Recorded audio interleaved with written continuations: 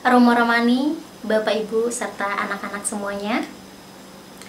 Selamat pagi, Sotihotu, Namo Buddhaya. Kembali lagi kita dalam Dhamma Kelas Dharma Widya. Konsisten dalam belajar, semangat dalam Dhamma.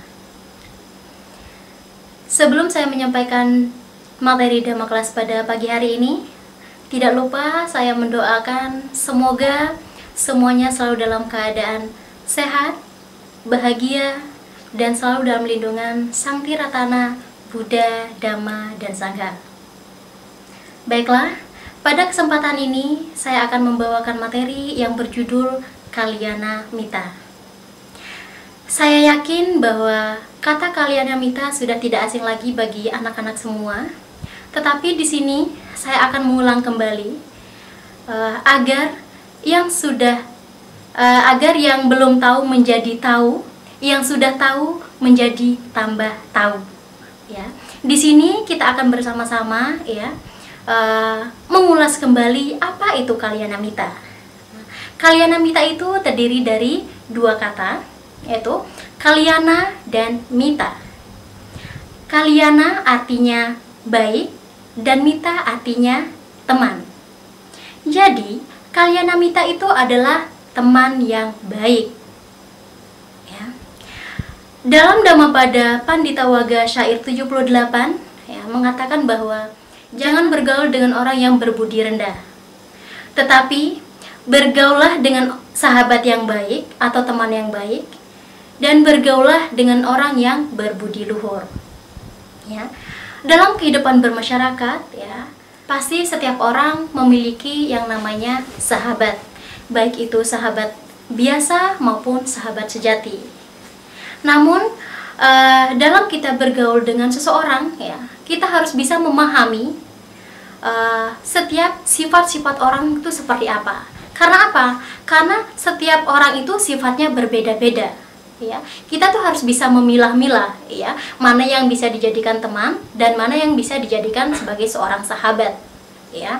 Nah, dalam memilih seorang sahabat sejati itu memang tidak mudah, tidak seperti membalikan telapak tangan.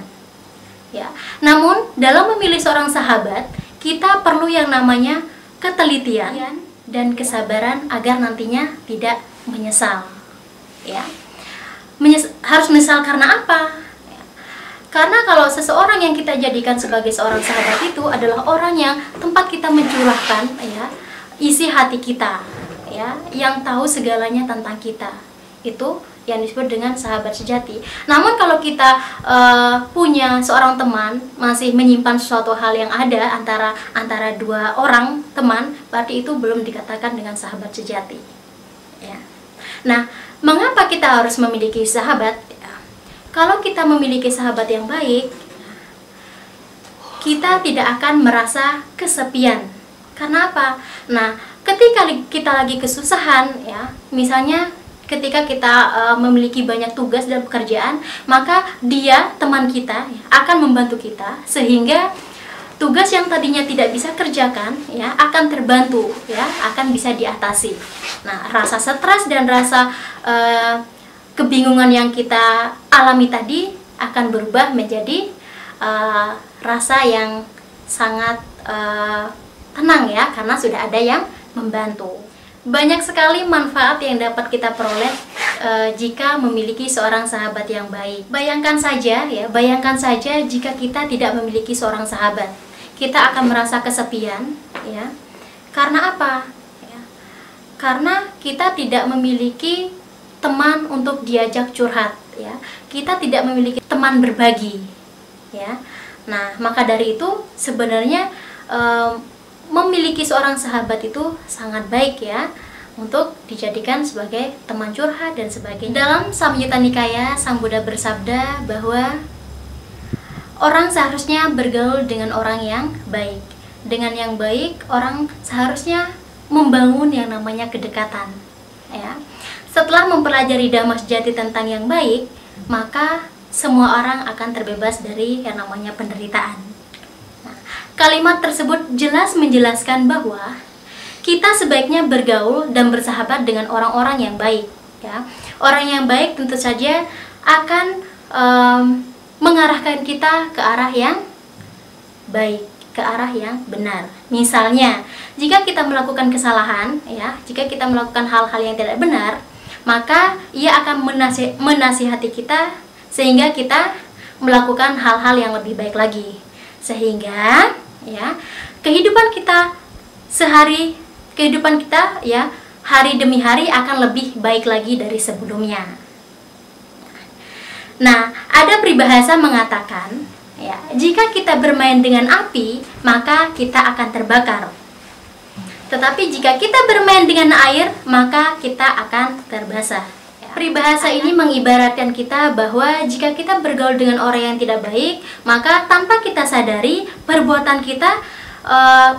kita itu akan mengikuti dia, ya, mengikuti ke arah-arah yang tidak baik. Tetapi jika kita bergaul dengan orang yang baik, maka kehidupan kita akan baik pula.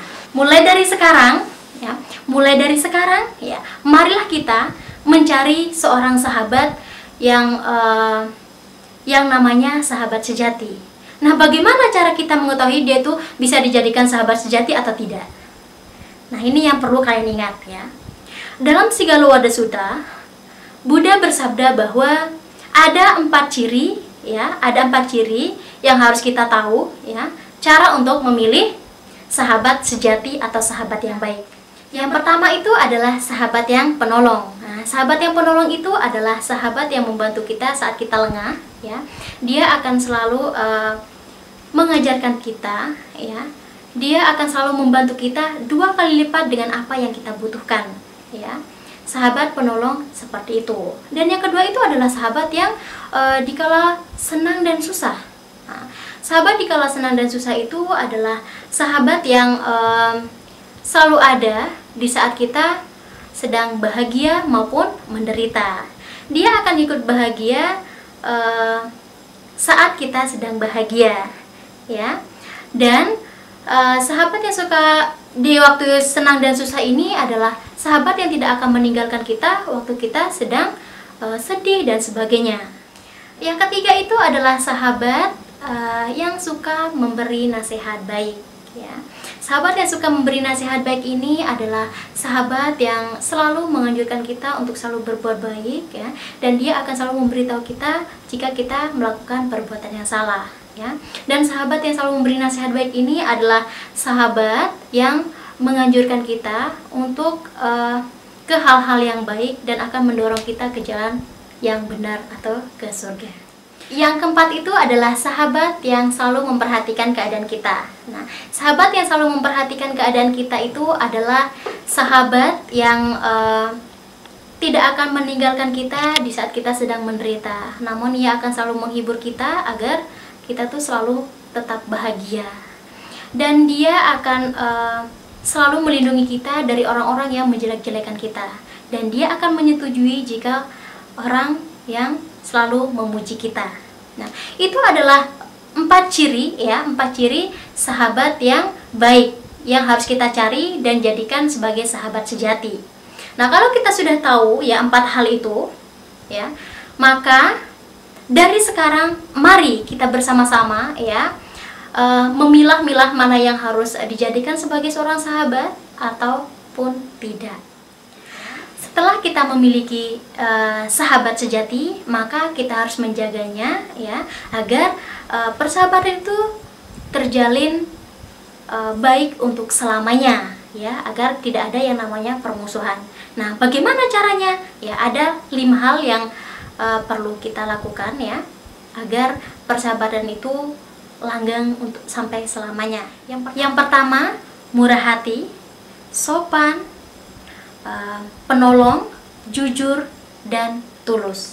Nah, itu adalah 5 hal yang harus kita lakukan agar persahabatan bisa terjalin untuk selamanya.